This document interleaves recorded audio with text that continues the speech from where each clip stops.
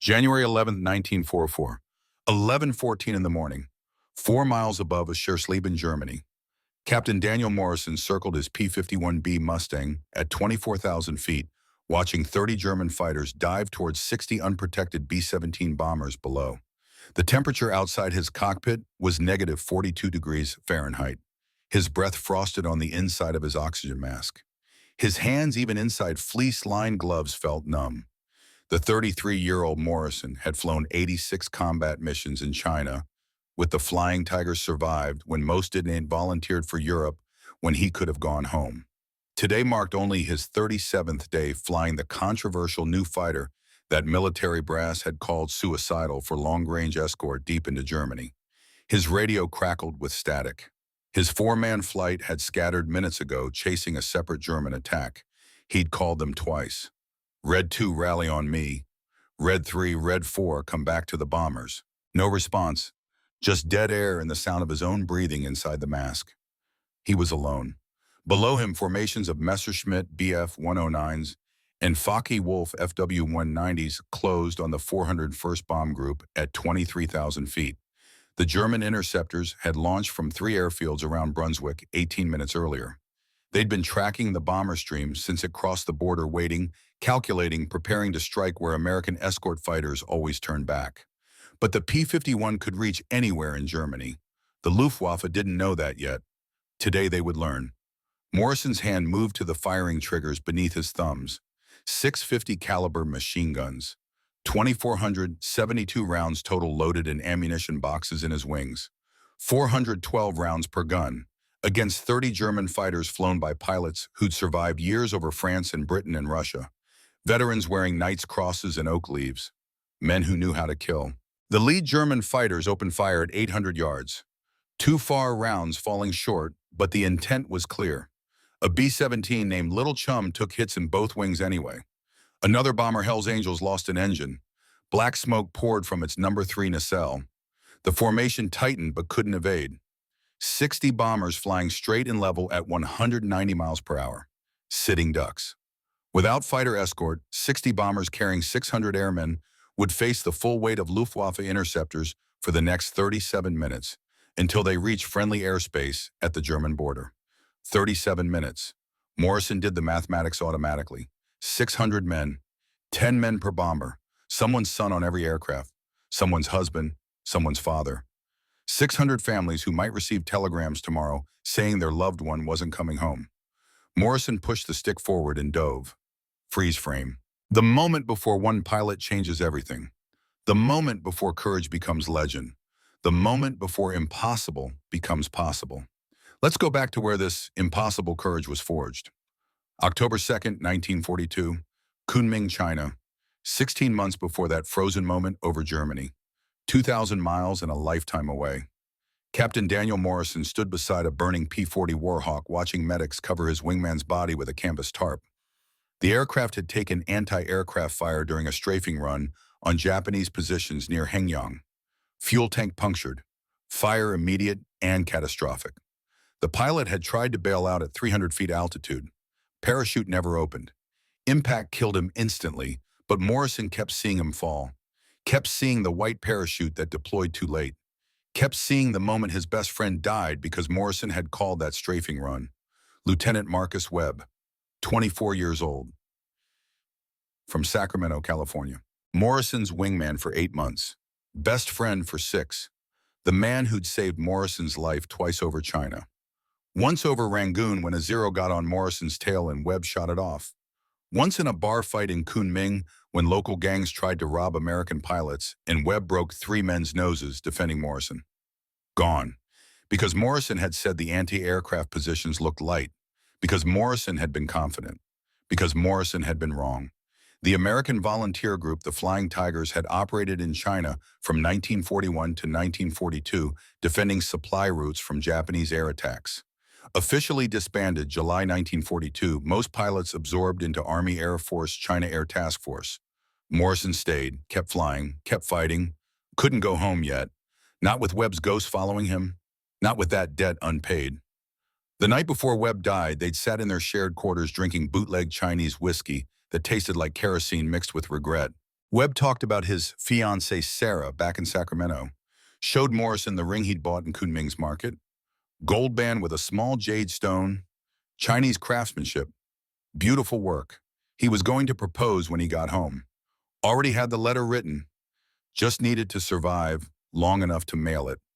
Morrison had said the words easily, meaninglessly. "I'll make sure you get home to her." Webb had laughed, the sound echoing in the small room. "And who's going to make sure you get home, Duke? You got nobody waiting, no girl, no family. What are you fighting for?" Morrison hadn't had an answer that night. He flew because it was what he did, what he was good at, the only thing that made sense in a world gone completely mad. He had a father he hadn't spoken to in 5 years, a mother who died when he was 12, no siblings, no sweetheart writing letters, just the aircraft and the mission and the fight. Webb had made Morrison promise something that night. "If something happens to me, you look after the squadron. You don't let them die for stupid reasons. You bring them home. Promise me that matters more than the kills. Promise me the men matter more than the mission."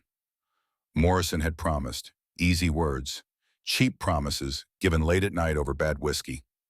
24 hours later, Webb was dead and the promise became debt, became weight, became the thing that woke Morrison up at night in sweat-soaked sheets, seeing parachutes that opened too late. Morrison kept flying, finished 86 combat missions in China by June 1943, confirmed 7 Japanese aircraft destroyed, probable 4 more, shot down twice himself, walked away both times with minor injuries and major luck, earned reputation as aggressive, skilled, slightly reckless, the kind of pilot who'd dive into fights that more cautious men avoided, the kind of pilot who brought his wingmen home because he remembered Webb's words. The men matter more than the mission. Other Flying Tigers went home when their tours ended, collected their bonuses, kissed their girls, started normal lives. Morrison volunteered for Europe. New theater, new war. Different enemy, but same fight. Same tyranny needing to be stopped. Same men needing someone to bring them home. Maybe a way to stop seeing Webb's face every time he closed his eyes. Maybe a way to pay the debt. Maybe just the only thing Morrison knew how to do anymore. November 1943, Morrison arrived England, assigned to 354th Fighter Group based at RAF Boxted, Essex. The squadron was brand new, equipped with the brand new P-51B Mustang. Everything untested, everything experimental, everything uncertain. The first time Morrison saw the P-51, his immediate thought was, "This beautiful machine is going to get me killed." The fighter was stunning in its lines, sleek fuselage tapering to a point, graceful wings with laminar flow design. Built for speed with its British Rolls-Royce Merlin engine producing over 1,400 horsepower. Fast, agile, gorgeous. But it looked fragile compared to the P-40 Warhawk Morrison had flown in China or the heavily armored P-47 Thunderbolt most groups flew in Europe. Thin fuselage barely wider than the pilot's shoulders. Light construction trading armor for speed. Single engine instead of the P-38's twins. No margin for error. No second chances. The mechanics at Boxted called it the Pioneer Mustang, testing a fighter in combat that had barely been tested at all. Some pilots called it a suicide mission. The brass called it an experiment. Morrison called it a chance to make the promise to Webb mean something. The controversy over the P-51B had reached crisis levels by December 1943. Military leadership questioned whether long-range escort was even possible. Fighter doctrine written by men who'd never faced modern air combat said fighters needed heavy armor, multiple engines, overwhelming firepower. The P-51 had none of these. Single engine, light armor, 6 guns versus the P-47's 8. Its range was theoretical, unproven. Engine reliability unknown in extended combat deep into Germany. Fuel consumption uncertain. The statistics were brutal and undeniable.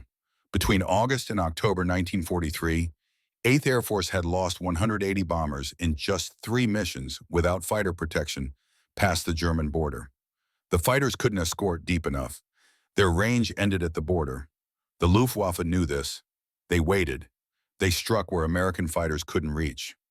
October 14th became known as Black Thursday. 60 B-17 Flying Fortresses shot down in a single day. 600 airmen lost. Some killed instantly when their aircraft exploded. some dying slowly and burning bombers spiraling toward Earth, some surviving the jump only to be captured and sent to prison camps. The losses were unsustainable. The 8th Air Force nearly suspended daylight bombing entirely, nearly admitted the whole strategy had failed. Then came December 5th. 36 P-51Bs from the 354th Fighter Group flew the first long-range escort mission deep into France, protecting bombers all the way to Paris and back. The brass didn't trust it. Expected mechanical failures. Expected half the fighters to run out of fuel and crash in the channel. Expected losses. 0 P-51s lost. All fighters returned safely. Range proved. Concept validated. But that was Paris, 200 miles from England. Germany was deeper. Targets like Aschersleben were 300 miles inside the Reich. No fighter had ever escorted that far and returned. No one knew if it was even physically possible. The fuel calculations were tight, the margins thin. One navigational error, one extended dogfight, one mechanical problem meant death in the Channel or capture in Germany. Morrison volunteered for every deep penetration mission. When his squadron commander suggested he might want to ease into European combat, gradually let himself adjust to the new theater, Morrison had replied flatly, "I didn't survive China to play it safe in Europe." Sir, January 10, 1944. Evening, Officers Club at RAF Boxted. 20 hours before the mission that would change everything. Morrison sat alone at the bar nursing a whiskey that tasted better than Chinese bootleg, but brought back the same memories. Webb's face, the burning P-40, the parachute opening too late. The promise made and immediately broken. A group of B-17 bomber crews walked in. Fresh faces, young. Some looked 18, though regulations required 19 minimum to fly combat. They wore new leather jackets that hadn't been worn enough to develop character. They laughed too loud, talked too fast, the nervous energy of men who knew they were flying into hell tomorrow, but hadn't yet learned to be quietly afraid. One of them approached Morrison, Staff Sergeant David Reynolds, 22 years old, ball turret gunner. The name tape on his jacket was crisp and new. No combat missions worn into the leather yet. Reynolds said, "Sir, you're with the 354th, right? The Mustang Group." Morrison nodded, not particularly wanting conversation, but too tired to discourage it. Reynolds continued, "We're flying tomorrow. Aschersleben, deep target. Intelligence says it's defended. They said you guys might escort us all the way in. Is that true?" Morrison took a slow drink before answering, "That's the plan." Reynolds pulled a photograph from his jacket pocket, handed it to Morrison. His wife Sarah holding their cat on the porch of a small house. Pretty woman, dark hair, warm smile. The house looked modest but well-maintained. Working class, honest. American. Reynolds' voice carried pride and fear mixed together. "We just bought that house. Sarah's pregnant. Due in March. 2 months. I promised her I'd come home to meet our baby. The photograph came with a care package last week." He pulled out a small wrapped bundle, opened it carefully. Homemade chocolate chip cookies wrapped in wax paper. The smell hit Morrison immediately. Sugar, butter, chocolate. The smell of home, of kitchens and families and normal life. Reynolds offered one to Morrison. "Sarah makes these every Christmas. Sent them special for my crew." Want one? Morrison took a cookie, bit into it. The taste transported him instantly, not to his own childhood, which had been cold and distant, but to something he'd only imagined. Warm kitchens, families gathered, someone caring enough to bake cookies and mail them across an ocean to a war zone. Morrison said quietly, "These are perfect. Tell your wife she's an artist." Reynolds smiled, relaxing slightly. "I will, if I get home. When I get home." He corrected himself quickly, but the fear showed through. "You ever think about what we're fighting for, sister? Like, really think about it?" Morrison considered the question. Looked at the photograph again. Sarah and the cat in the little house.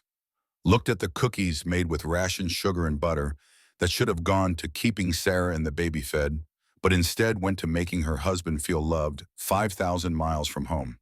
Morrison said, "We're fighting so your son or daughter grows up in a world where people can own little houses, where women can bake cookies without fear, where you can disagree with your government without disappearing." I saw what tyranny does in China. Japanese treated Chinese like animals, slaves and worse. Now Nazis do the same in Europe. We're not fighting for territory or resources. We're fighting so your kid grows up free, so Sarah can raise that baby without soldiers kicking down the door. That's America. That's worth dying for. Reynolds was quiet for a moment. Then he pulled something else from his pocket, a small American flag patch, the kind meant to be sewn onto flight suits. Reynolds' Sarah sent this too, said I should give it to someone who's going to bring me home. I'm in the ball turret tomorrow. Most dangerous spot on the whole bomber. Can't get out if we go down. I need someone watching over us. He held out the flag patch. Will you take this? Will you promise to bring us home? Morrison looked at the patch, looked at Reynolds, saw Webb, saw every pilot he'd failed to save in China, saw the weight of promises and the waste of breaking them. Morrison shouldn't make promises he might not keep. Knew the odds. Knew one P-51 couldn't protect 60 bombers alone. Knew combat was chaos and promises were meaningless against random chance in physics and 30 German fighters with Knight's crosses. Morrison took the flag patch. I'll bring you home. That's a promise. Reynolds' relief was visible. Physical. His shoulders relaxed. He smiled genuinely for the first time. Thank you, sir. I'll be watching from the ball turret. Most dangerous position, but best view. I'll see everything. Morrison pocketed the flag patch next to the note from Webb he still carried. 2 promises, 1 broken, 1 not yet tested. Reynolds returned to his crew. Morrison ordered another whiskey. Around him, the officers' club filled with noise. Someone started a portable record player. Glenn Miller's Moonlight Serenade filled the room. Sweet, nostalgic, distinctly American. The sound of home filtered through static and worn grooves. Men gathered around the record player. Some sang along quietly. Some just listened with expressions of longing and memory. This music, this terrible coffee they served at breakfast, this camaraderie between men who might die tomorrow. This was America, not the abstract concept, the real thing, the thing worth fighting for. Morrison finished his drink, went back to his quarters, tried to sleep, failed. At 0200 hours he got up, walked to the flight line, checked his P-51 aircraft number 436315 in the cold darkness, ran his hand along the fuselage, cold metal under his palm. This machine and him against 30 German fighters tomorrow. The mathematics didn't favor survival, but mathematics didn't account for promises, didn't account for 600 men who needed to go home, didn't account for Sarah Reynolds waiting in Ohio with a baby due in March. January 11th, 0600 hours. Mission briefing. Intelligence officer pointed at the map with a wooden stick. Oschersleben, target Focke-Wulf aircraft factory. 120 B-17s attacking in 2 combat wings. Escort package P-47 Thunderbolts to the German border. P-51 Mustangs for deep penetration. Escort P-38 Lightnings for high-altitude cover. Expected resistance heavy. Intelligence estimated 50 to 60 German fighters defending Oschersleben. Experienced pilots. Veteran units. Some of the best the Luftwaffe had. They'd be waiting. They'd know the bombers were coming. Radar stations tracked every bomber formation from the moment it formed up over England. Morrison's flight assignment, Red Flight 4 aircraft. Call signs, Red 1 through Red 4. Morrison was Red 1 flight leader. Standard doctrine, stay close to bombers, protect the formation, engage only when necessary to prevent attack on bombers. Do not pursue, do not get separated. The briefing officer emphasized this last point. Gentlemen, the bombers are the mission, not kills, not glory. The mission is bringing those bombers home. Stay together. Stay with the bombers. Come home. Morrison studied the map. 300 miles to target, 300 miles back, 600 miles total at cruise speed, 4 hours of flying. Absolute maximum range for P-51, even with 2 external drop tanks holding 75 gallons each. No margin for extended combat at full throttle. Combat power burned fuel twice as fast as cruise. 10 minutes of hard fighting could leave you swimming in the channel or walking to a German prison camp. The briefing ended. Men filed out quietly. Some went to write letters home, some to chapel. Some just sat and smoked and thought about wivvies and mothers and sweethearts who might receive telegrams tomorrow. Morrison went to the mess hall. Pre-mission breakfast. Powdered eggs that tasted like cardboard.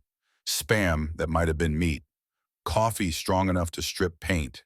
Someone complained about the eggs. Someone else said, at least it's not British food. Nervous laughter, the sound of men trying not to think about dying.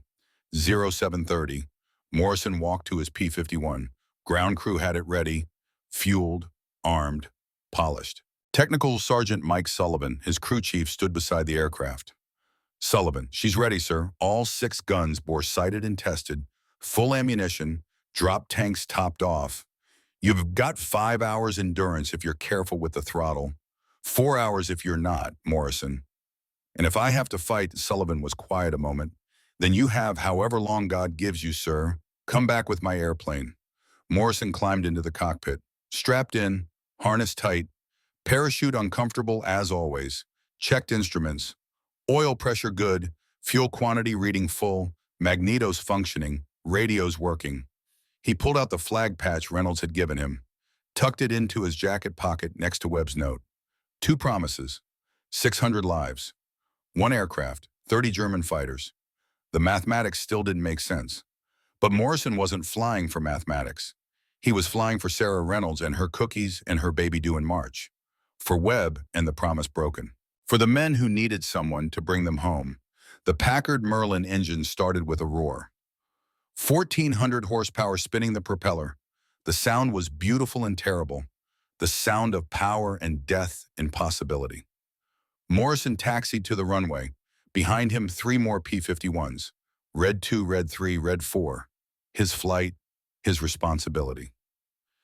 In the distance, 120 B-17 bombers formed up in massive formations that filled the sky. 600 men, 600 lives. Ground control gave clearance. Red flight, you're cleared for takeoff. Morrison released brakes. Advanced throttle. The P-51 accelerated down the runway. 80 knots, 90, 100, 115. Rotation speed. Morrison pulled back gently. The fighter lifted off England's cold ground and climbed toward Germany's cold sky. Below, the B-17 formations headed east. Morrison counted them from altitude. 60 bombers. 600 men. One of them was Reynolds in his ball turret watching, counting, praying his promise would be kept. P-47 Thunderbolts escorted to the German border. Big, rugged, powerful, but limited range. At the demarcation line, they waggled wings in farewell and turned back toward England. Their fuel exhausted, their job complete. Now it was the P-51's turn. The pioneer Mustangs, the untested fighters flying untested missions into Germany's heart. Morrison's flight stayed high, 28,000 feet, cold. Thin air, oxygen mask necessary, temperature negative 40 degrees. Clear sky, deadly sky, beautiful and terrible. His wingman's voice on radio led Red 2. I've got radar contacts 11 o'clock, 20 miles. Multiple contacts. More than expected. Morrison, roger. All flights check your guns. Stay together. Morrison flipped the gun switch to armed position. Charged all 650 caliber machine guns. Heard them cycle. Ready. He had 412 rounds per gun. 2,472 rounds total. About 40 seconds of sustained fire. After that, he'd be defenseless. Just speed and altitude and prayers. The radar contacts grew closer. German fighters climbing from below. Morrison counted silhouettes against clouds.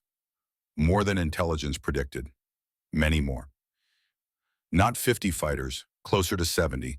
At 1100 hours, German fighters attacked from multiple directions simultaneously. Coordinated assault. 20 fighters from below. 15 from the side. 10 from above. Perfect execution. Perfect tactics. They'd done this before. They knew how to break up escort formations. Morrison called Red Flight rally on me. Stay together, we don't break, we stay with the bombers. But Red 2 was already chasing fighters south. Red 3 and Red 4 engaged westward. Standard doctrine said stay together. Combat reality scattered them across 20 miles of hostile sky in seconds. Morrison looked down. 60 B-17 bombers flying straight and level. Predictable, vulnerable. 30 German fighters diving on them from above. Fresh attack, different group. The fighters of Morrison's flight was supposed to stop. Morrison was alone. His flight scattered. The bombers undefended. 30 German fighters seconds from opening fire. 600 men about to die. He made the decision in heartbeat. pushed stick forward, dove toward the Germans. Alone. One P-54, 30 enemies. 600 lives depending on choices made in fractions of seconds. Behind him, scattered across German sky, Red 2 and Red 3 and Red 4 fought their own battles. Morrison couldn't help them, couldn't wait for them. The bombers needed him now, this second, this moment. Reynolds was in that ball turret watching, counting on the promise. Sarah was in Ohio baking cookies and waiting for telegram. Webb's ghost was watching from wherever dead pilots go. Morrison's hand tightened on the stick. 30 enemies. One fighter. Impossible odds. He thought about Webb's words. The men matter more than the mission. He thought about Reynolds' Bring Me Home. He thought about Sarah's cookies and Glenn Miller music and little houses and babies due in March and promises and flags in America and everything worth dying for. Morrison dove at 420 miles per hour toward 30 German fighters and 60 American bombers in the moment where impossible would become possible or death would become certain. One P-51 Mustang, silver fuselage glinting in winter sun, diving alone into fury and fire, and the fight that would become legend. The frozen moment was over. What happened next would determine whether 600 men went home or 600 telegrams got sent, whether promises meant something or were just words spoken over whiskey and forgotten in fire. Morrison's finger touched the trigger. 2,472 rounds ready, 6 guns hot, engine roaring, sky cold, heart steady. He was alone, but he wasn't afraid. Fear was for men who had something to lose. Morrison had already lost everything that mattered in China watching Webb's parachute fail. Now he just had debts to pay and promises to keep. The German fighters saw him coming. One lone American diving at 30 veterans. They probably thought he was insane. They were right, but insanity and courage looked the same from certain angles. Desperation and heroism felt identical in the moment. Morrison closed to gun range. 800 yards, 700, 600. The Germans opened fire, tracers walking toward his nose. He kept coming, didn't break, didn't evade. Just aimed and prepared to fire and promised himself and Webb and Reynolds and Sarah and every man in those 60 bombers that he wouldn't quit until every round was gone or he was dead. Whichever came first. Morrison came in from above at 420 miles per hour. His .650 caliber machine guns converged at 300 yards. Every round he fired would meet at that precise point in space like arrows aimed at a bullseye painted on the sky. The nearest FW-190 never saw him. Morrison had the sun at his back, the altitude advantage, and the element of complete surprise. The German pilot was focused on the bombers below, lining up his attack run, thinking about deflection angles and lead time, and how to put rounds into those big, slow targets. Morrison opened fire at 400 yards. 6 guns, 72 rounds per second. The sound inside the cockpit was like continuous thunder rattling his teeth.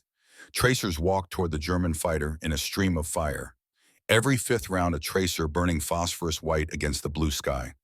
The rest invisible death traveling at 2,800 feet per second. Strikes sparkled across the FW-190's tail section, metal tearing, control surfaces shredding. The vertical stabilizer disintegrated in a shower of aluminum fragments. The German fighter tumbled away, smoking, spinning out of control. The pilot never got his hands on the stick before momentum and physics ripped his aircraft apart. 1 down, 29 remaining, 40 seconds of flying time. Morrison pulled up hard. 7 Gs crushed him into his seat. The blood drained from his head toward his feet. His vision narrowed to a tunnel. Gray edges crept inward. He eased back pressure on the stick slightly. The gray receded. Peripheral vision returned. He'd climbed back to 24,000 feet in 8 seconds, using the P-51's power-to-weight ratio that nothing flying could match. He scanned the sky, found his second target, BF-109 climbing to meet him. Head-on pass. Both pilots saw each other simultaneously. Both opened fire at the same instant. Closing speed 700 miles per hour. At that velocity, you had maybe 2 seconds of firing opportunity before collision, or someone broke. Morrison's rounds walked up the 109's nose. The engine cowling exploded. Pieces of sheet metal and engine parts flew backward, hitting the windscreen. White coolant streamed from the punctured radiator.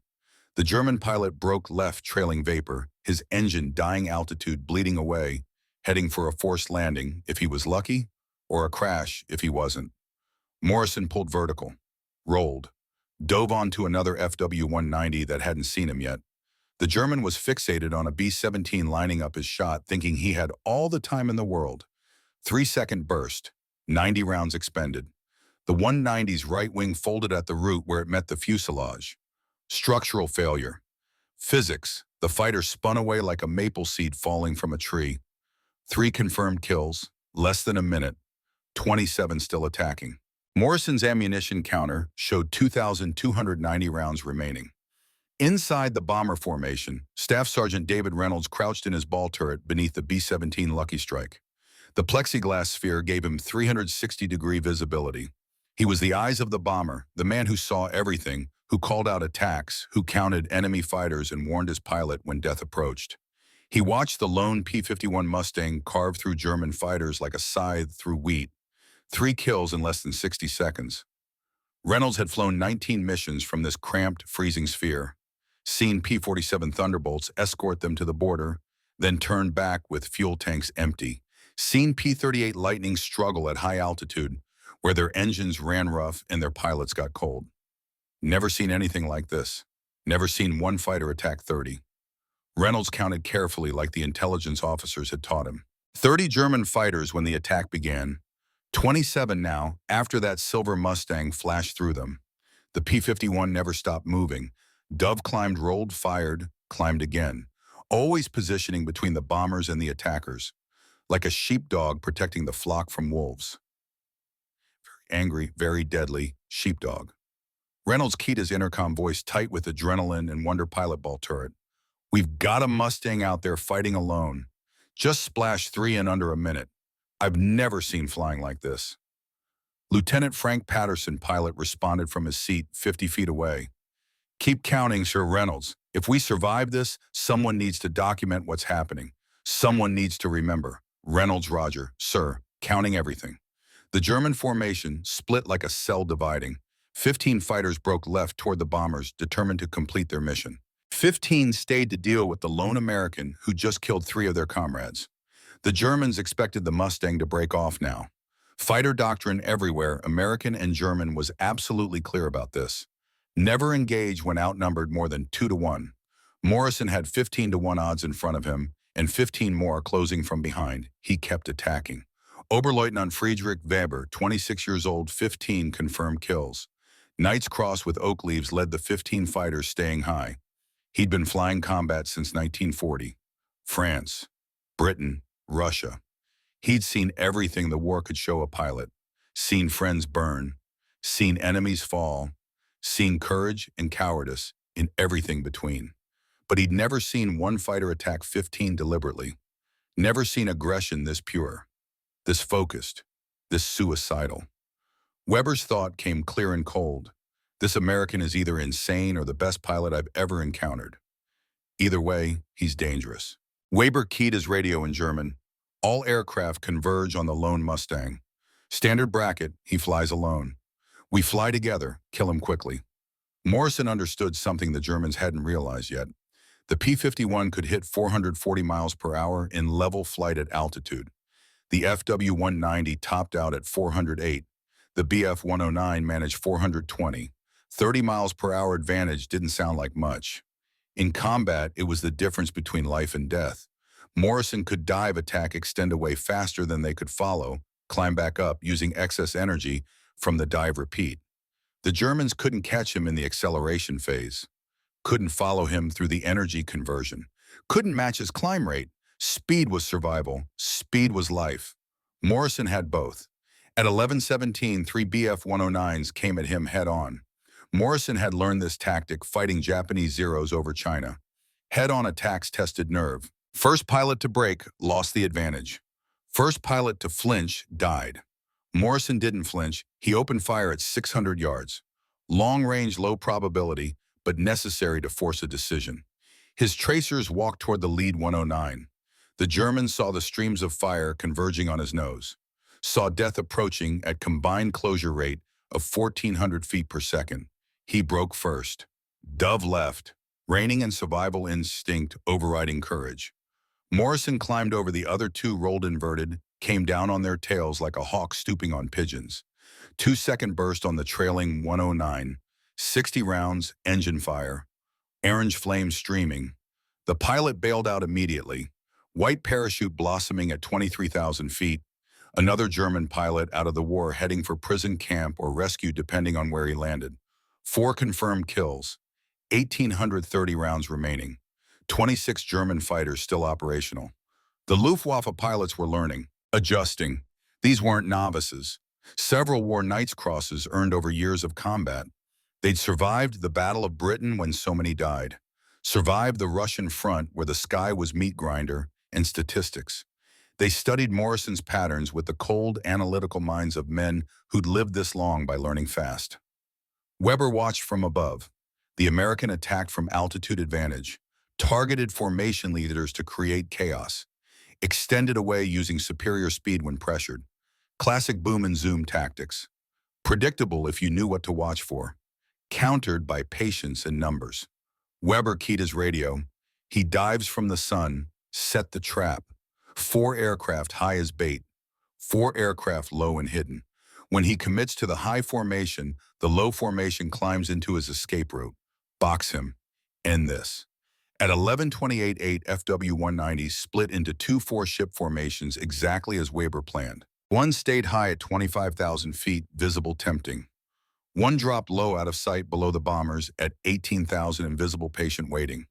Morrison saw the high formation, saw the trap being set, knew exactly what they were doing, took the bait anyway because the alternative was letting them attack the bombers unopposed. He came down on the high 4 at 60-degree angle, airspeed building past 480 miles per hour. The P-51's dive speed was limited by compressibility effects around Mach 0.75. The air got thick. The controls got heavy. The stick fought his inputs. He was pushing every limit the aircraft had. Engineering and physics and chance all balanced on a knife edge at 24,000 feet. He fired on the lead FW-190. Armor-piercing incendiary rounds walked from tail to cockpit like a saw-cutting timber. The fighter rolled inverted. Pilot bailing out. Another white parachute. Another German going home to tell the story of the lone American Mustang. 5 kills. Morrison pulled up hard. 7 Gs again. Blood draining. Vision tunneling. But now the 4 fighters that had been hidden below were exactly where he knew they'd be. Climbing toward him at 3,000 feet per minute. BM radial engines at full emergency power. White exhaust smoke streaming. Guns already firing. Tracers reaching up toward him. He rolled inverted and dove at them. Upside down, directly toward their formation at 500 miles per hour. His wings were above him. His head pointed at Earth. His engine screamed at redline. This was beyond tactics. This was physics and fury. The German element leader saw a Mustang diving inverted directly at his formation, and his mind couldn't process it. Every dogfight began with both aircraft upright. Every manual showed upright attacks. Every training sortie taught conventional approaches. This wasn't conventional. This was madness made into maneuver. Weber's voice on the radio shocked. He's inverted. He's diving at them inverted. What is he doing? The German formation broke, scattered. Survival instinct overriding discipline. 4 fighters fleeing in 4 directions from the insane American who flew upside down into their teeth. Morrison rolled upright, lined up on the trailing 190 that had broken slowest. 3-second burst. The tail section disintegrated. Control surfaces gone. The fighter entered flat spin, unrecoverable. The pilot tried to bail, but the spin forces pinned him in the cockpit, going down with his aircraft. 30 seconds from impact. Dead already, just waiting for ground to confirm it. 6 confirmed kills. 1,740 rounds remaining. 24 German fighters still operational. Reynolds watched from his ball turret, counting, documenting, hardly believing his own eyes. 6 kills. 10 minutes. 1 pilot. He keyed his intercom, "Sir, that Mustang's at 6 kills confirmed." "I'm counting everything. This is unprecedented." Patterson, keep counting. Reynolds. "This is history." Reynolds thought about Sarah, about the baby due in March, about the promise the Mustang pilot had made. That pilot was keeping his promise. dying to keep it. Reynolds whispered into his oxygen mask where no one could hear, "Keep going. Please keep going. Just 20 more minutes. Get us to the border and you can rest." At 11:33, Morrison's ammunition counter hit 1,600 rounds. He'd burned through 872 rounds in 12 minutes of continuous combat. The Germans were forcing him into longer engagements, making him expend more rounds per kill. The mathematics were clear. At this rate, he'd run out of ammunition before running out of targets. Worse, his right outboard gun stopped firing. The bolt seized. At -42 degrees Fahrenheit at altitude, combined with rapid temperature changes during high-speed maneuvers, the gun had cycled too fast, overheated to 300 degrees during sustained firing, then hit -42-degree air in seconds. Metal contracted. Tolerances tightened. The bolt froze mid-cycle. Physics and engineering conspiring against him. 5 working guns, 24 German fighters, 1,600 rounds.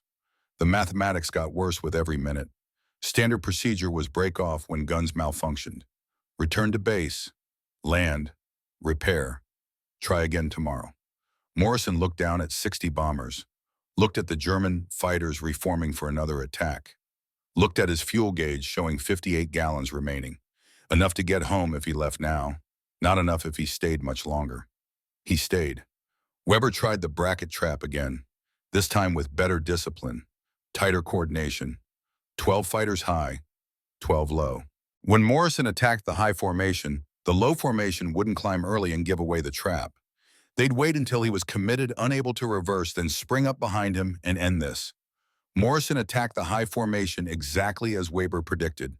Came in fast, guns blazing, splashed one FW-190 in a quick burst, 7 kills, pulled up expecting the bracket, nothing.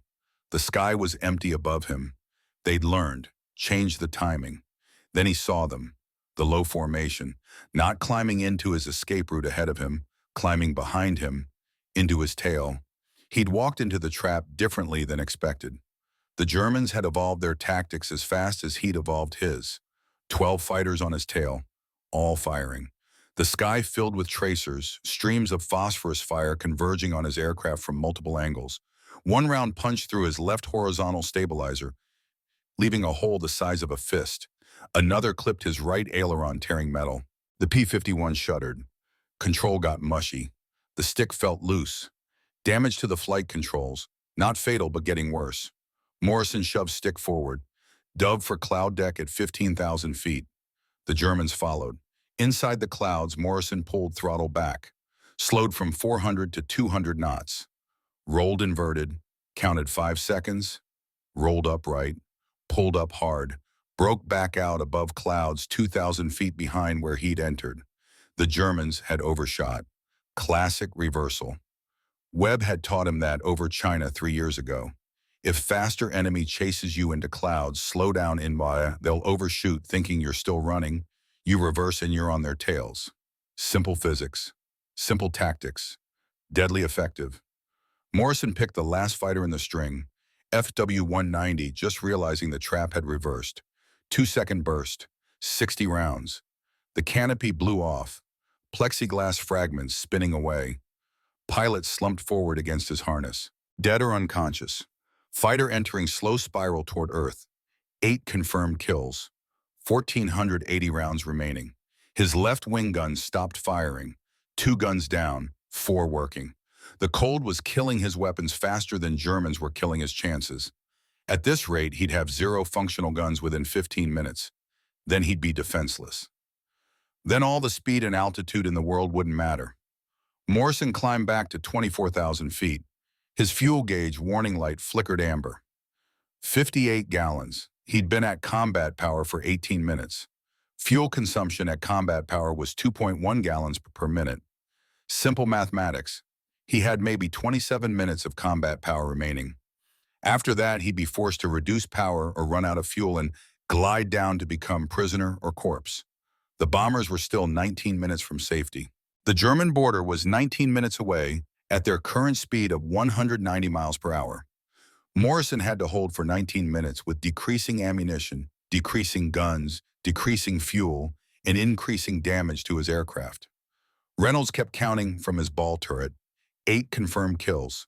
Multiple others damaged. 18 minutes continuous combat. The Mustang pilot hadn't stopped, hadn't run, hadn't quit despite odds that should have killed him 10 times already. Patterson's voice on intercom: "Reynolds, that pilot promised to bring us home. He's dying to keep that promise. Count everything. This story needs to be told." Reynolds: "Already counting, sir. 8 confirmed. He's still fighting, still attacking. I don't know how he's still alive." The German fighters regrouped. 22 aircraft. Weber was furious. 8 of his pilots dead or captured. 8 aircraft destroyed. 1 American still fighting. Unacceptable. Impossible. Yet happening. Weber keyed radio: "All aircraft line abreast formation. All 22. We attack together. Overwhelm him with numbers. No more tactics, just mass and firepower. Kill him now." At 11:37, the remaining Germans formed line abreast. 22 fighters stretched across 2 miles of sky. When they opened fire, it would create a wall of lead half a mile wide, traveling at 2,800 feet per second. No evasion possible. No escape route. Either fly through it or die trying. Morrison turned toward them. 4 working guns, 1,480 rounds, 58 gallons fuel. 22 German fighters in formation that looked like photographs from training manuals. Perfect. Deadly. Beautiful and terrible. The range closed like countdown to detonation. 1,000 yards. 900. 800. Morrison's hands were numb inside his gloves. His oxygen mask felt loose. Each breath came harder. Hypoxia creeping in at altitude. Vision narrowing. Fingers tingling. He shook his head. Focused. 19 more minutes. Just 19 more minutes, and the bombers reached safety. Just 19 more minutes, and Reynolds went home to Sarah and the baby. Just 19 more minutes, and the promise was kept. The Germans opened fire at 700 yards. Too early, rounds falling short. Desperation or inexperience making them trigger happy. Morrison waited. 600 yards. 500. Every instinct screaming to fire: now shoot. Now do something, now. He waited. At 400 yards, he fired all 4 guns simultaneously. 3-second burst, 90 rounds expended. His tracers converged on the center aircraft. BF 109. Wing root erupted in orange flame. Fuel tank detonating. Fireball at 23,000 feet, bright enough to hurt eyes. The formation split around the explosion like water around rock. 9 confirmed kills. 1,390 rounds remaining. Morrison dove through the gap where the burning 109 had been. Pulled up on the other side. The Germans reformed behind him. 21 fighters now. Angry. Vengeful. This lone American had killed 9 of their comrades. Made fools of an entire Jagdgeschwader. Made them look incompetent. They would end this. They would kill him. They would drink to his memory tonight while telling stories about the crazy American who fought alone. They closed again. Tighter formation. No gaps. Morrison's fuel gauge showed 49 gallons. Warning light solid red now. His oxygen warning light flickered on. Low pressure. The system was failing. Mask felt looser. Each breath brought less oxygen. Altitude sickness coming. Hypoxia's slow suffocation.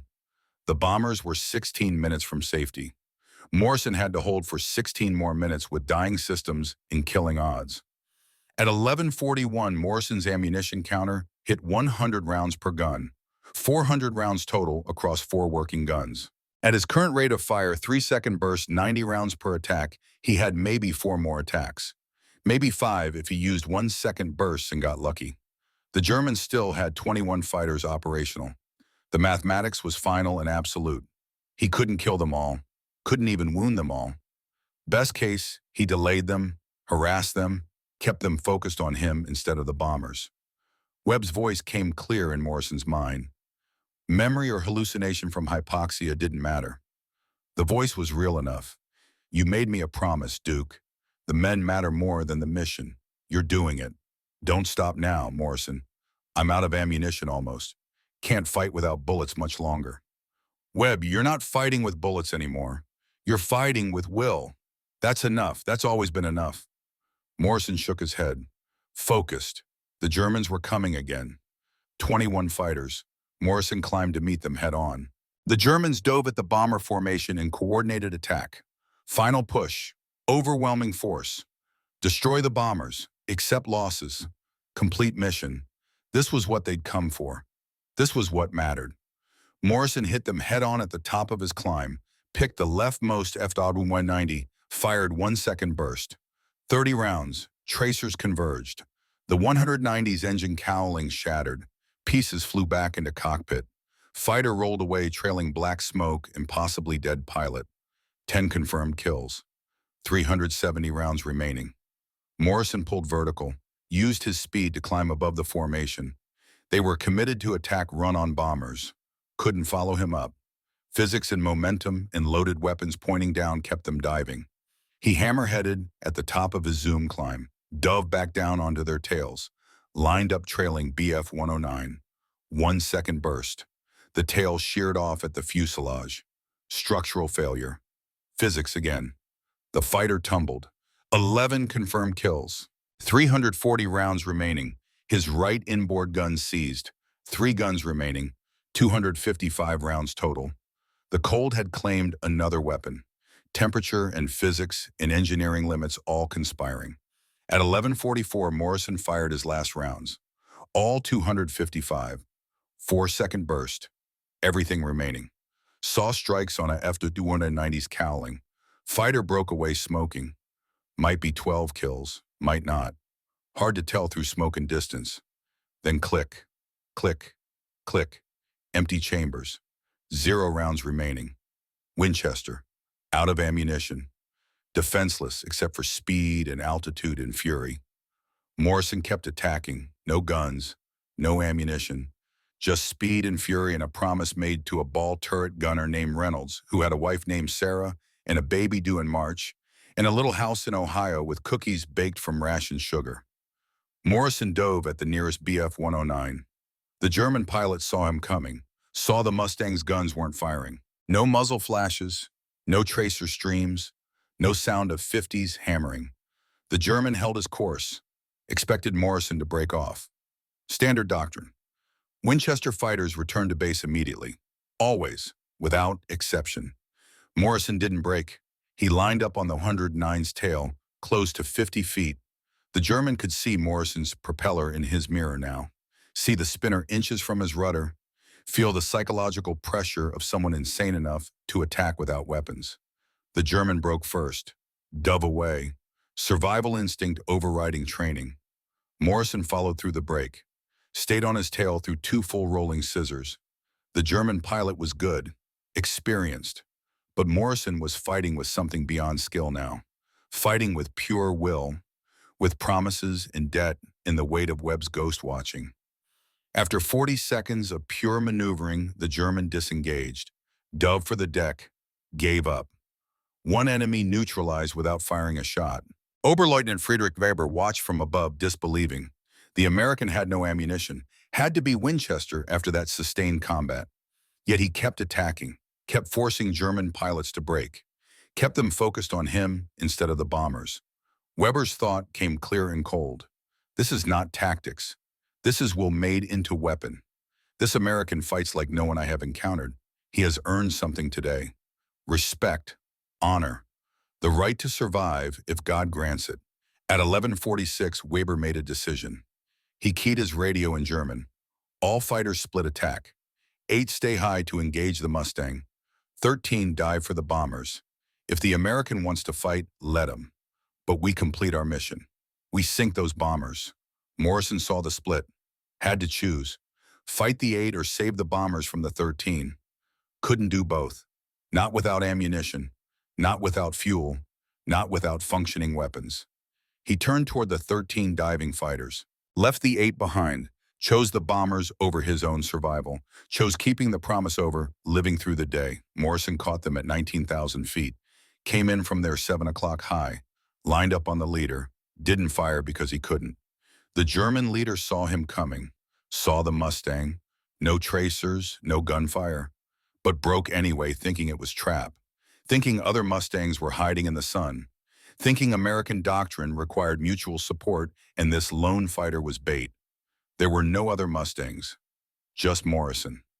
Zero ammunition, 28 gallons fuel, oxygen system failing, guns frozen, controls damaged, flying on fumes and promises in fury. The formation scattered. Morrison picked another target, close to 30 feet behind a FW-190. The German looked back, saw the Mustang, saw no muzzle flashes, but his nerve broke anyway. He dove away. Morrison chased two more fighters, got on their tails. They both disengaged. Pure psychology. The Germans thought it was trap, thought ammunition didn't matter because numbers did, thought they were being herded into ambush. They were wrong, but fear doesn't wait for facts. Reynolds watched from Lucky Strike's ball turret. 29 minutes into the engagement, the P-51 wasn't firing anymore, just chasing. Germans kept breaking off. Reynolds understood immediately. The Mustang pilot was bluffing, had to be out of ammunition. But the Germans didn't know that. Thought it was tactical deception. American trick. Reynolds keyed intercom voice tight with awe and terror. Pilot, that Mustang's out of ammo. He's faking it, chasing them to make them think he can still shoot. And it's working, Patterson. How do you know he's Winchester Reynolds? He hasn't fired in 5 minutes. Every attack, no tracers, no gun smoke, no sound. He's bluffing and they're believing it. Patterson. Jesus Christ, that's the bravest thing I've ever seen. That pilot is going to die keeping his promise to us. Reynolds thought about Sarah, about the baby, about the cookies she'd baked, about the promise Morrison had made, about how some men meant what they said even when meaning it killed them. Reynolds whispered into his oxygen mask, "Keep going, please keep going. 7 more minutes, just 7 more minutes." The 8 fighters that had stayed high were diving on Morrison now.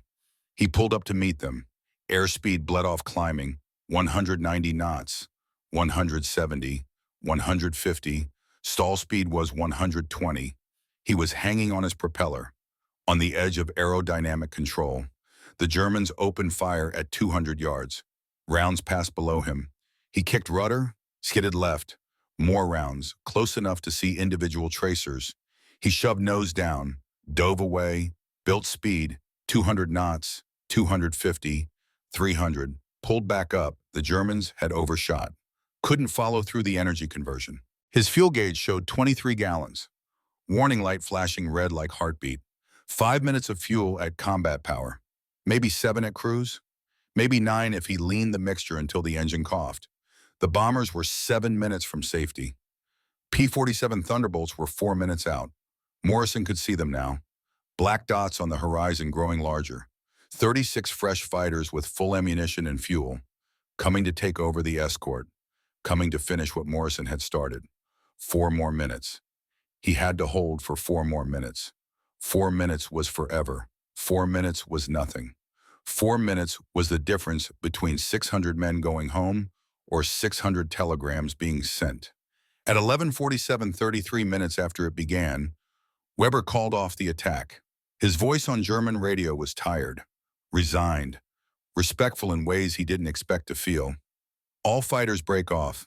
Return to base. The American reinforcements are too close. We have lost this battle. This sky belongs to the lone Mustang today. We honor his courage by living to fight smarter tomorrow. 21 German fighters turned east, headed back to Brunswick airfields. They'd lost 12 aircraft confirmed, maybe 2 more probables, against 1 American pilot, 1 aircraft. Impossible odds overcome by impossible will. Weber's last thought before turning for home: "I have wife Greta waiting in Hamburg. I will see her again because the American chose to protect his bombers instead of pursuing us. He could have killed me. He let me go home. That is the choice of honorable warrior. I will not forget this American. Someday, if God allows, I will shake his hand." Morrison watched them go. His engine coughed, fuel pressure dropping. He adjusted mixture, leaned it out to emergency setting. The engine smoothed, barely. He turned west, followed the bombers toward home. The P-47 Thunderbolts formed up around the B-17s. Big, rugged, dependable. 1 Thunderbolt pilot pulled alongside Morrison, gave thumbs up, mouthed words Morrison couldn't hear through separate radios. "You're a crazy son of a bitch." Morrison nodded, too tired to return the gesture, too exhausted to explain. Hands shaking on stick, breathing hard through failing oxygen system, hypoxia making thoughts swim. But the bombers were safe, all 600 men, including one ball turret gunner who'd go home to his wife and baby and little house and tell the story of the pilot who kept his promise even when keeping it should have killed him. Morrison had kept his promise. That was enough. That was everything. Morrison crossed the English coast at 12:23 p.m. Fuel gauge read 11 gallons, flew direct to RAF Boxted. No sightseeing, no victory rolls, just straight-line navigation and prayers that fuel lasted. The Merlin engine ran smooth but thirsty. Each mile closer to home felt like gift. He landed at 12:51 p.m.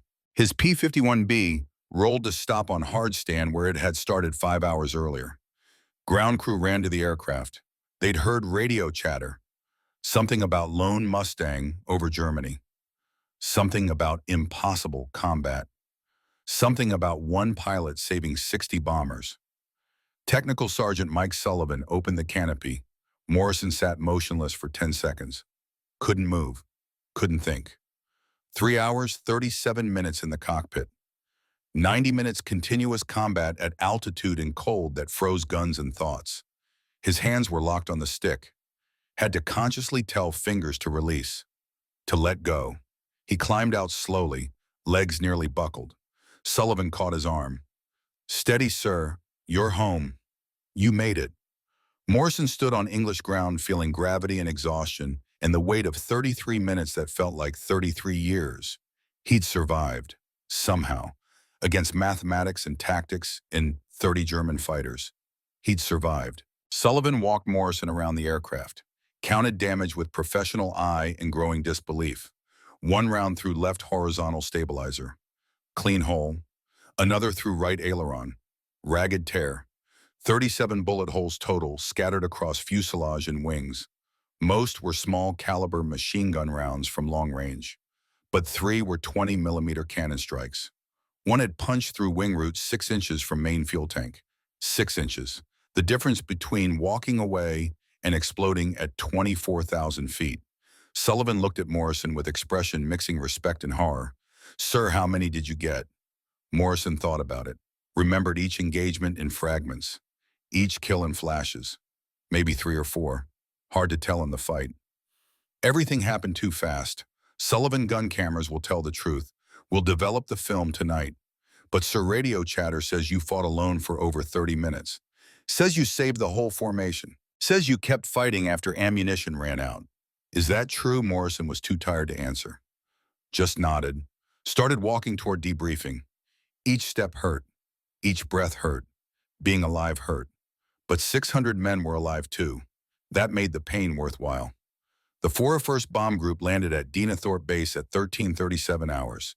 Every aircraft returned. 60 B-17s, 0 losses. Unprecedented for deep penetration mission into Germany.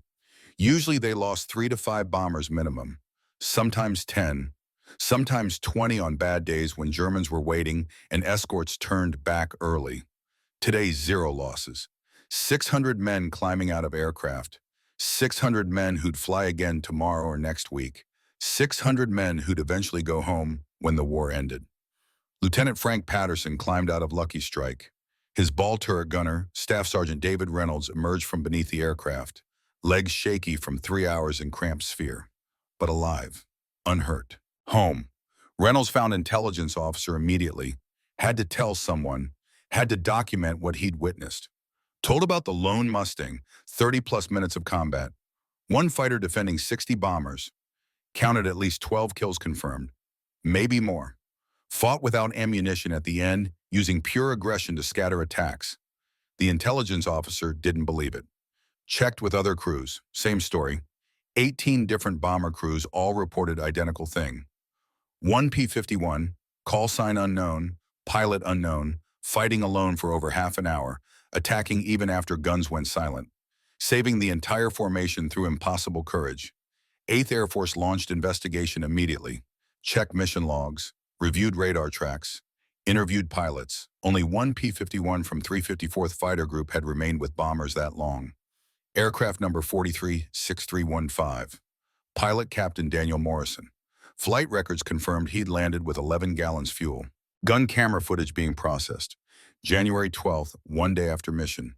Gun camera footage developed overnight. Intelligence officers watched in silent operations room. The film showed everything. 12 confirmed kills visible on camera. Clear footage.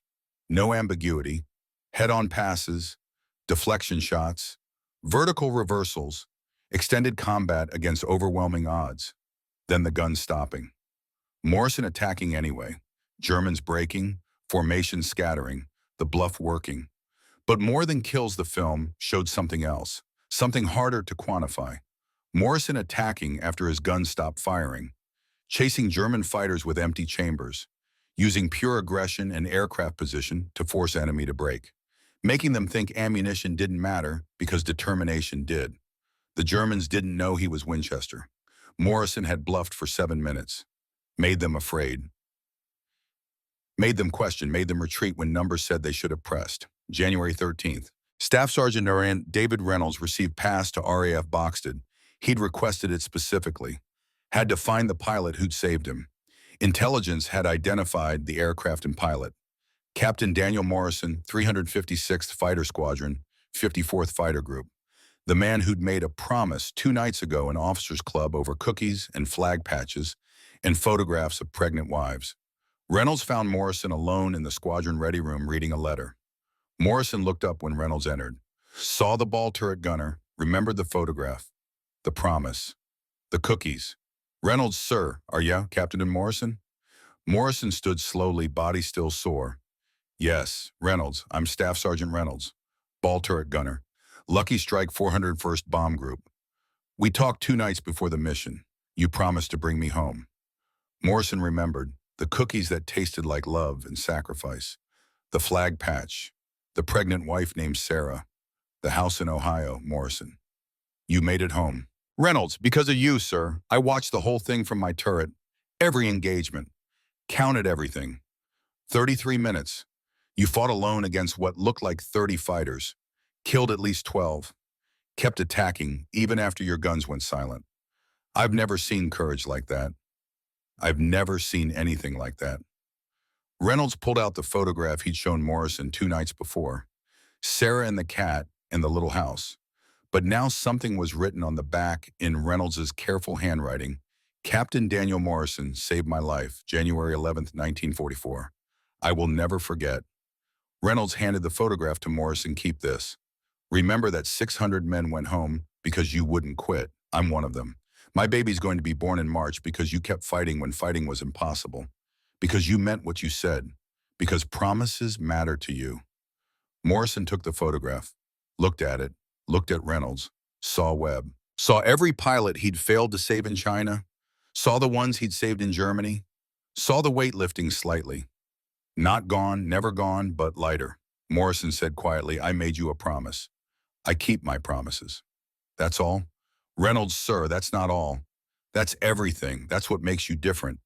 You do more than keep promises. You perform miracles. He pulled something else from his jacket. The small American flag patch Sarah had sent. The one Reynolds had given Morrison 2 nights ago. Morrison, I gave you this flag. You carried it into battle. It flew on the aircraft that saved us. I want you to keep it. When my baby's born, I'll tell them about this flag, about the man who wore it, about the promise that saved their father. Morrison pocketed the flag next to Webb's note. 3 items now. Webb's note from China, Reynolds's photograph, Sarah's flag, the weight of promises kept and lost. January 18th, 7 days after mission. More crews from 401st traveled to RAF Boxted. They found Morrison, shook his hand, thanked him with words that couldn't capture what they felt. Some cried, grown men, combat veterans who'd seen friends die, crying while shaking the hand of the pilot who'd kept them alive. Patterson told Morrison, my crew watched you fight. We couldn't believe it. One fighter against everything Germany had. You never quit, never ran, just kept attacking. We're alive because of you. Our families will see us again because of you, Lieutenant Thomas Brennan, co-pilot, added. I counted 12 kills minimum. Probably more we couldn't see. But beyond the kills, you broke their attack formation, made them focus on you instead of us, saved us through sacrifice. That's courage. That's honor. That's America. Morrison felt uncomfortable with praise. He'd done his job, kept his promise, that was all. But looking at these men, seeing their relief, their gratitude, their tears, he understood. This was bigger than one mission.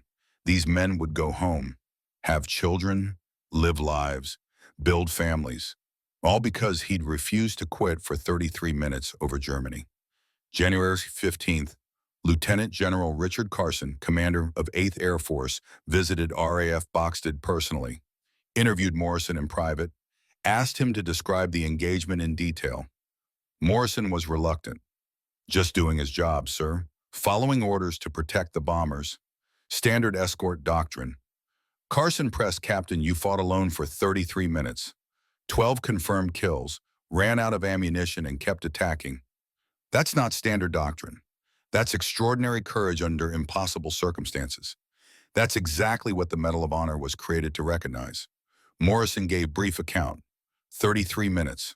Maybe 12 kills. Ammunition ran out. Kept attacking because Germans didn't know he was Winchester. Kept them focused on him instead of bombers. Bluffed until reinforcements arrived. That's all. Carson took detailed notes. Submitted Medal of Honor recommendation that evening. The recommendation moved fast, unusually fast. Medal of Honor approvals typically took months. Witness statements, verification, review boards, multiple levels of approval. Morrison's took 6 weeks. The speed wasn't just about Morrison's actions. 8th Air Force needed proof that long-range escort worked. Needed validation that P-51 Mustang wasn't suicidal experiment. Needed justification for continuing daylight bombing campaign. Morrison's mission provided everything. 1 fighter, 30 enemies, all bombers saved. Perfect narrative. Perfect propaganda, perfect hero. Some officers questioned the politics. Said Medal of Honor should be purely about valor, not public relations. They were right. But war was always political. Morrison's medal served multiple purposes. Recognition of extraordinary courage. Validation of controversial aircraft. Proof that tactical doctrine worked. All true simultaneously. Morrison didn't care about politics. Wanted the medal for what it represented to Reynolds and Patterson and 600 men who'd gone home. Wanted Webb to know the debt was paid. Wanted the weight to lift. March 6, 1944. Brigadier General William Foster presented Captain Daniel Morrison with Medal of Honor at RAF Boxted. The entire 354th Fighter Group assembled. Press photographers present. Newsreel cameras rolling. This was ceremony and propaganda equally. Recognition and recruitment poster. The citation read, "For conspicuous gallantry and intrepidity above and beyond the call of duty in action with the enemy near Oschersleben, Germany on 11 January 1944. Captain Morrison became separated from his flight while escorting heavy bombers deep into Germany. Without regard for his own safety, he single-handedly engaged a formation of 30 enemy fighters for 33 minutes, destroying 12 and dispersing the remainder, thereby protecting the bomber formation from catastrophic losses. His extraordinary heroism and selfless devotion to duty reflect the highest credit upon himself and the United States Army Air Forces. Morrison became the only fighter pilot in European theater to receive Medal of Honor during World War II. Not because he shot down 12 aircraft, because he defended 60 bombers alone, because he kept fighting when ammunition ran out, because 600 airmen went home to their families. The mission changed fighter doctrine permanently. Before January 11th, fighters stayed close to bombers, defensive escort. After Morrison's mission, fighters were authorized to pursue attackers aggressively. Hunt the enemy, take the fight to them. The 354th Fighter Group proved P-51 could fight and win at any odds. Within 3 months, 14 of 15 8th Air Force fighter groups converted to Mustangs. March 15, 1944, Reynolds returned to RAF Boxted with news. His wife Sarah had given birth March 11th. Healthy baby boy, 8 pounds 4 ounces. Named Daniel Marcus Reynolds. Daniel after Morrison. Marcus after his own father. But Daniel first, always Daniel first. Reynolds found Morrison. "Sir, my son was born 4 days ago. I named him Daniel, after you. So he'll always know the man who made sure his father came home.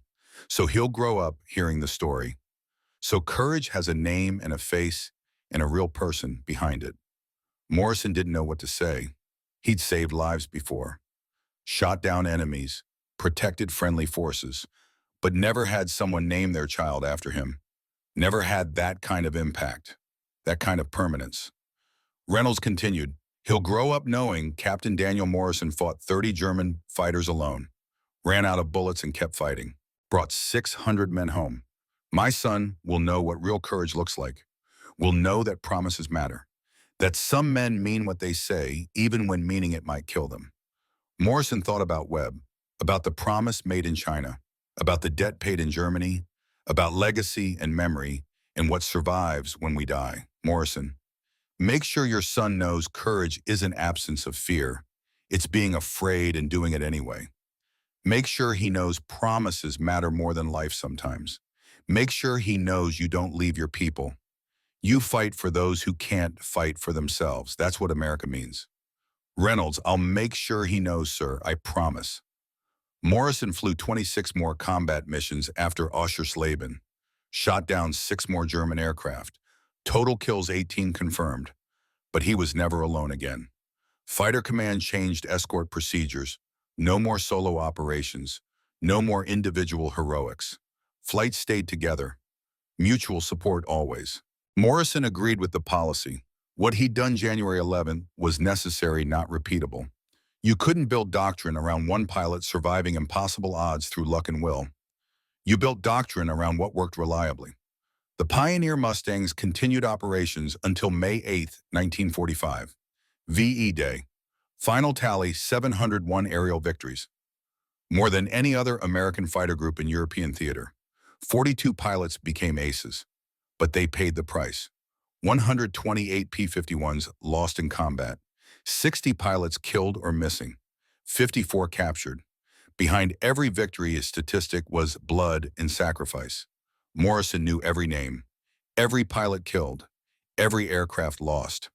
Squadron commander by 1945, their deaths were his responsibility, added to Webb's ghost, added to the weight he carried until he died. Morrison returned to United States November 1944. Combat tour complete, Medal of Honor, Distinguished Flying Cross, Air Medal with Clusters, Silver Star. He'd earned the right to rest. The Navy offered him position as test pilot. He accepted. Flew jets, tested carrier operations, helped develop fighter tactics for Korea. Stayed in uniform because civilian life was foreign language he'd never learned. He never married, never had children of his own. Some said he was married to flying. Others said Webb's ghost left no room for living woman.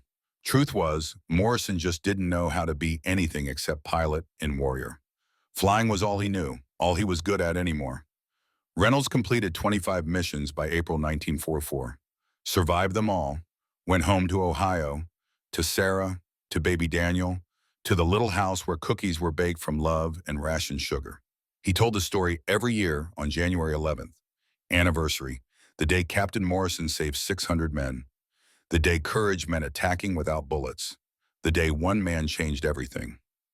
Young Daniel grew up hearing the story, became Air Force pilot himself, flew F-4 Phantoms in Vietnam, made colonel, retired 1991. When people asked about his name, he told his father's story. Captain Daniel Morrison, January 11, 1944, 1 P-51, 30 enemies. Promise kept. 3 generations connected by one mission, one promise, one impossible act of courage. October 12, 1962. Oshkosh Air Show, Wisconsin, 18 years after the war. Morrison attended as guest of honor, walked past restored P-51 on display, silver fuselage, red tail. Not his aircraft, but same model, same spirit. A man approached. Late 40s, German accent. Oberleutnant Friedrich Weber, former Luftwaffe pilot, now Lufthansa captain. He'd seen Morrison's name in air show program, recognized it immediately. The American who'd fought alone over Oschersleben, the pilot he'd failed to kill, the warrior he'd respected across enemy lines. Weber in German accented English. Captain Morrison, I was there. January 11th, 1944. I led the attack you broke. I have waited 18 years to shake your hand. Morrison studied him. Saw former enemy, saw fellow pilot, saw man who'd also survived when many didn't. Morrison, you're the one who called the retreat Weber. You gave me no choice. 12 of my comrades dead. You fought with honor, with skill beyond anything I encountered. That day I learned American pilots were not the easy targets our propaganda promised. That day I learned respect for enemy, respect for you. They shook hands. Old enemies, new respect. The handshake was firm, honest. Two warriors who tried to kill each other, now acknowledging shared experience. Weber pulled photograph from wallet. His children, 3 kids. Happy faces. I'm alive to have these because you focus on protecting your bombers instead of pursuing retreating fighters. You could have killed me. You let me go home to wife Greta, to children I didn't have yet. You chose mercy when vengeance was available. That is choice of honorable warrior. Morrison, you made the right call. Courage is knowing when to fight and when to save your men. You saved lives by retreating. That takes courage too, Weber. In war, we were enemies. In peace, we are pilots, brothers of sky. I wanted you to know. You were best opponent I ever faced. I'm honored to have survived you. They talked for an hour, compared memories of the battle, filled gaps in each other's understanding. Weber described German perspective. Confusion when Morrison attacked without ammunition. Decision to retreat when P-47s approached. Morrison described fuel crisis, gun failures, oxygen system failure, bluffing when Winchester. They parted as friends, former enemies, current brothers. War had tried to make them kill each other. Peace let them recognize shared humanity. Morrison retired Brigadier General 1966. 30 years service. Rare for fighter pilot. Most washed out or died or retired as majors or colonels. Morrison kept climbing because he was excellent at it. Because Air Force needed him. Because he had nowhere else to go. Awards accumulated over decades. Legion of Merit. Distinguished Service Medal. Foreign decorations. French Croix de Guerre. British Distinguished Flying Cross. But Medal of Honor remained most significant. Not for what it meant to Morrison. For what it meant to 600 men and their families. Morrison never talked about January 11th unless asked directly. When reporters asked, he gave short answers. Did my job, followed orders, protected the bombers, nothing special. Others said it was false modesty. Morrison knew it was survival mechanism. If he thought too hard about odds, he'd beaten about how close he'd come to dying, he couldn't function. Better to minimize. To treat it as routine. To pretend impossible was just another day. March 18, 1990, Morrison died age 84. Heart failure. Died peacefully in sleep at home in Florida. No combat, no heroics, just old age claiming another warrior. His funeral drew hundreds. Fellow pilots, test pilots, students, veterans from 354th Fighter Group, and special guest Daniel Marcus Reynolds, age 51. The boy named after Morrison who'd become colonel, who'd flown his own war, who'd earned his own medals. Reynolds gave eulogy. Captain Morrison promised my father he'd bring him home. He kept that promise at point that should have killed him. Today we promise to remember him, to honor his courage, to pass his story to our children, to make sure his example survives when memory fades, to make sure the word promise still means something because men like Daniel Morrison showed us it matters. Morrison was buried with full military honors, 21-gun salute, flag folded and presented to distant cousin. Taps played. Old pilots saluted as casket lowered. Webb's grave was in Arlington. Morrison's was in Florida, separated in death as in life. But Morrison believed hope that somewhere beyond death they'd meet again. Webb would ask, "Did you keep the promise?" Morrison would answer everyone. Today the National Museum displays Morrison's P-51, restored, silver fuselage, red tail, aircraft number 436315. Beside it, Morrison's photograph. Young, intense. Medal of Honor citation. Mission summary, January 11th, 1944. 1 fighter, 30 enemies, 12 confirmed kills, 600 lives saved. School groups visit, children read the display, ask questions. Guide explains, this was most decorated fighter mission in European theater. Only fighter pilot to receive Medal of Honor. Fought alone, 33 minutes. Ran out of ammunition and kept fighting. Children ask, how did he survive? Guide answers, skill, courage, determination, refusal to quit when quitting made sense. That's what heroes do. They keep fighting when fighting seems impossible. They keep promises even when promises might kill them. That's America. That's what this flag means. Every fighter pilot trains on Morrison's mission. Study his decisions, analyze his tactics, learn his lessons: aggression, speed management, altitude conservation, energy management, psychological warfare when Winchester. The lessons Morrison proved January 11, 1944 still apply. Technology changes, fundamentals don't. Air Force Academy includes Morrison's mission and curriculum. Every cadet learns a story. 1 P-51. 30 enemies, promise kept. Standard of excellence. Measure of courage. Example to follow. Daniel Marcus Reynolds died 2015, age 71. Before dying, he recorded video interview about his name, about his father, about Captain Morrison, about promises and courage and legacy.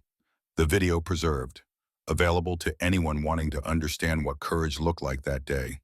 Reynolds' grandson, David Reynolds III, flies F-35s now, carries card in his flight suit. Captain Daniel Morrison, January 11, 1944. Reminder of legacy, reminder that promises matter. Reminder that one pilot's courage echoes across generations, across 80 years, across every mission flown by every pilot who learned the lesson. You don't leave your people. You fight for those who can't fight for themselves. That's what the uniform means. Combat statistics from January 11, 1944 tell part of the story. Duration 33 minutes. Enemy aircraft engaged 30. Enemy aircraft destroyed 12 confirmed.